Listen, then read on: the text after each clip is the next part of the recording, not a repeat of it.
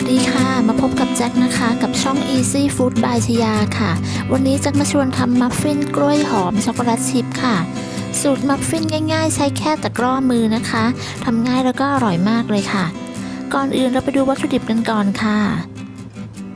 วัตถุดิบที่ใช้ในวันนี้นะคะก็จะมีกล้วยหอมน้ำมะนาวน้ำมันพืชโยเกิร์ตไข่ไก่น้ำตาลทรายแป้งอเนกประสงค์ผงฟูเบกกิ้งโซดาเกลือแล้วก็ช็อกโกแลตชิพค่ะ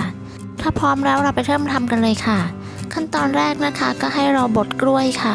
แนะนำให้ใช้เป็นกล้วยหอมที่สุกงอมนะคะเพื่อเค้กจะได้มีความหอมแล้วก็ได้ความหวานจากกล้วยสุกงอมค่ะวิธีบดกล้วยง่ายๆก็สามารถใช้ช้อนส้อมบดแบบนี้ได้เลยนะคะ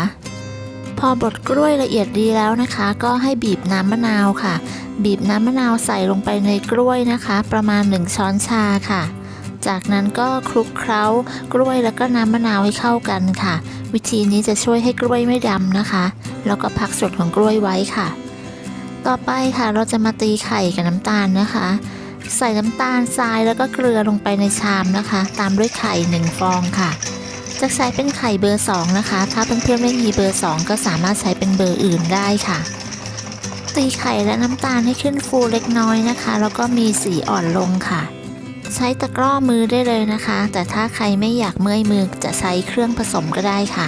จากนั้นก็ใส่น้ำมันลงไปค่ะแล้วก็ใช้ตะกร้อมืออีกเหมือนเดิมนะคะคนส่วนผสมให้เข้ากันค่ะพอส่วนผสมเข้ากันดีแล้วต่อไปเราก็จะใส่โยเกิร์ตค่ะจะใส่เป็นโยเกิร์ตแบบออริจินอลนะคะ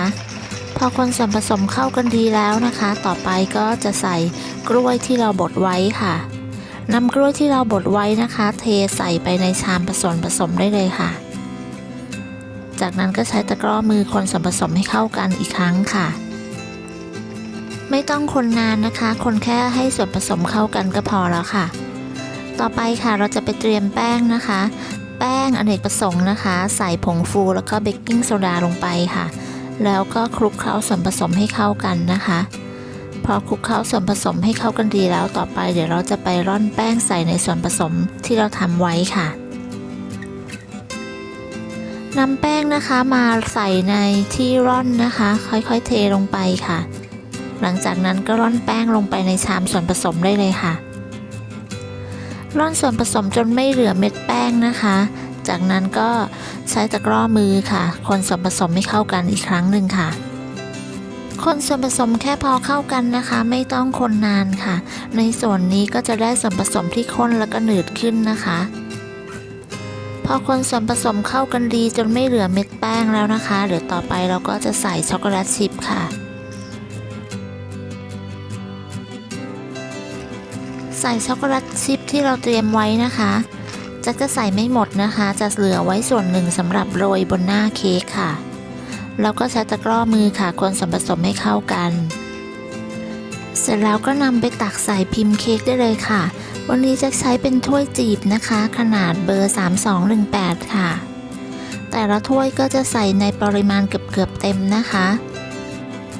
จะใช้เป็นสกู๊ปไอติมตักนะคะสะดวกดีค่ะแต่ถ้าเพื่อนๆไม่มีก็สามารถใช้ช้อนได้ค่ะพอตักใส่ถ้วยครบหมดแล้วนะคะก็จะโรยด้วยช็อกโกแลตชิพด้านบนค่ะเสร็จแล้วก็นำไปเข้าอบได้เลยค่ะจะใช้เป็นไฟบนล่างนะคะอุณหภูมิ180องศาค่ะใช้เวลา 23-25 นาทีนะคะก่อนนำเข้าอบก็อย่าลืมวอร์มเตาก่อนสัก20นาทีนะคะพอเค้กเสร็จแล้วเดี๋ยวเราก็จะมาพักไว้ให้เย็นนะคะวิธีเช็คสุกก็ใช้ไม้สะอาดจิ้มลงไปนะคะถ้าไม่มีเศษเนื้อเค้กจะแฉะติดออกมาก็คือสุกแล้วค่ะนำเค้กออกจากพิมพ์นะคะแล้วก็พักไว้ให้เย็นค่ะเค้กหน้าตาออกมาสวยงามเลยค่ะนุ่มมากๆเลยนะคะแล้วก็หอมมากด้วยค่ะเดี๋ยวเราพักไว้ให้เย็นนะคะแล้วเดี๋ยวเรามาลองชิมแล้วก็ดูเนื้อเค้กด้านในกันหลังจากพักไว้จนเย็นแล้วนะคะเดี๋ยวเราก็จะมาดูเนื้อเค้กกันค่ะแล้วก็ลองชิมดูนะคะเนื้อเค้กที่ได้เนี่ยมีความหอมมากๆเลยนะคะแล้วก็นุ่มมากด้วยค่ะมัฟฟินสูตรนี้ทำง่ายนะคะแล้วก็อร่อยมากด้วยค่ะถ้าเพื่อนๆชอบเค้กกล้วยหอมก็ลองทำมัฟฟินกล้วยหอมสูตรนี้ดูนะคะถ้าไม่ชอบช็อกโกแลตชิพก็อาจจะไม่ใส่ก็ได้นะคะ ขอบคุณสำหรับการติดตามรับชมคลิปนี้นะคะ ถ้าชอบก็อย่าลืมกดไลค์กดแชร์กดติดตามเพื่อเป็นกำลังใจให้กันด้วยนะคะ